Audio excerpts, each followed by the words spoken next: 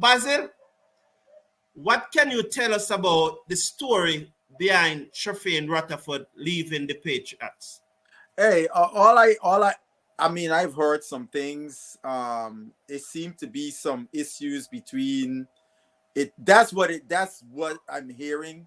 There may be some conflict between him and the captain and maybe others, and that led to the team letting him go for the rest of the season.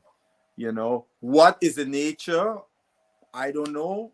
You know, but it's unfortunate if that's what based on what I've heard, if that's so, because I would feel that those things could have been worked out, because I've seen in sport here in the United States where you've had knockdown, drag out, coursing between a coach and a player, almost to fisticuffs. But then, as professionals, they sat down and cleared the air, because as professionals, we all know we've all worked at jobs. We didn't like all of our co-workers, but we were professional enough to work with them, and we all had a common goal to get the job done. So all of us had to work together to get the job done. When we left work, we went our separate ways. We didn't go to the power end where to have a beer with a person you probably didn't like, but you had to do the work together. And those are the things we have to, young players have to understand.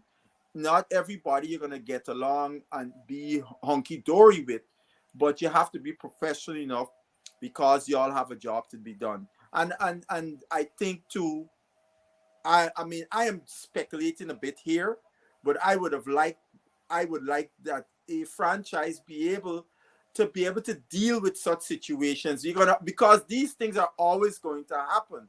Because remember, these are guys, you're mushing them together if for in a short space of time, and they have to play as a team.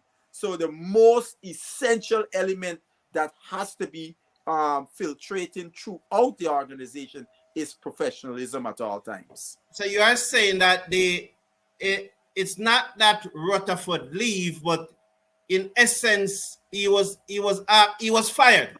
Yeah, similar to what happened. Similar.